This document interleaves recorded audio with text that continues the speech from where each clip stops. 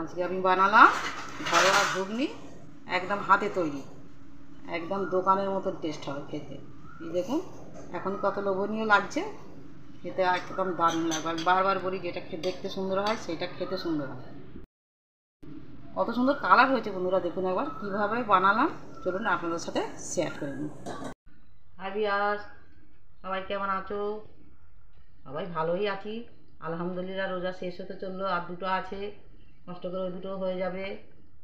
কষ্ট তো হবেই, সবার একটা আলাদা কষ্ট, এর জন্য তার জন্য অনেক নেকিও আছে প্রচুর।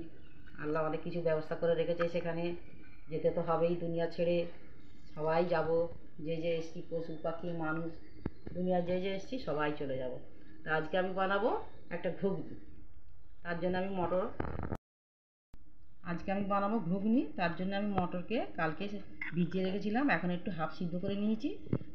মশলাটা করে নেব। ধনে আছে, জিরে আছে, ছোটো এলাচ আছে, জায়ফল আছে, জয়িত্রী আছে, আর গোলমরিচ আছে। এগুলোকে আমি ভেজে মিক্সার গ্রাইন্ডারে গুঁড়িয়ে নেব।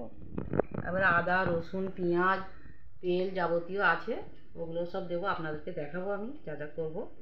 চলুন রান্নাঘরে, চলুন আসছি।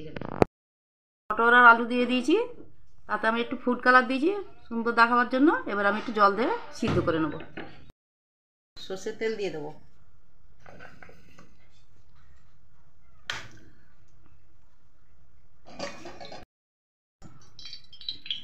তেলটা গরম হয়ে গেছে, পেঁয়াজটা দিয়ে দেবো।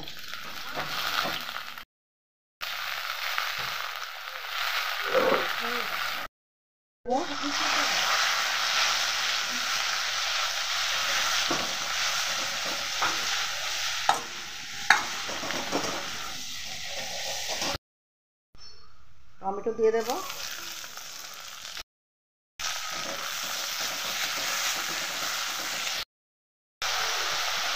মশলাগুলো দিয়ে দেবো। হলুদের গুঁড়া, লাল লঙ্কার গুঁড়া, জিরার গুঁড়া আর ধনের গুঁড়া।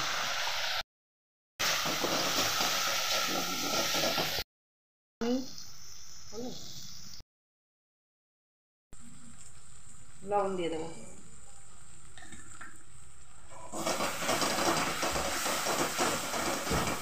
আমি একটা তেজপাতা দিয়ে দিচ্ছি। টমেটোটাকে একটু গলিয়ে নেবো, একটু জল দেবো, কষে নেবো।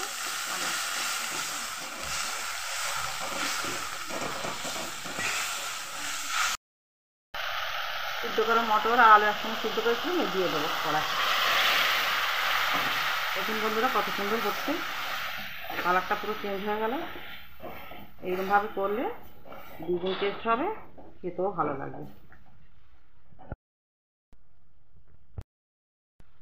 বাড়িতে আপনারা ট্রাই করবেন, চিকেনকে শেয়ার করবেন, ফলো করবেন, কমেন্টস করবেন, আর বেশি বেশি করে ফলো করবেন, কমেন্টস করবেন আমাকে। এই মশলাটা বানিয়ে রেখেছিলাম সেটা আমি দিয়ে দেবো এবারে। এটা হচ্ছে ঘুগনি একদম স্পেশাল।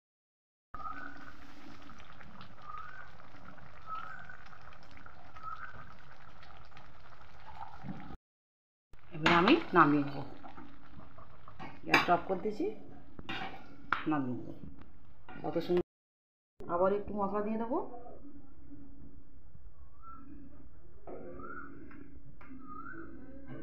শসা কুচি দিয়ে দেবো, কাঁচা লঙ্কা দিয়ে দেবো, লেবু দিয়ে দেবো,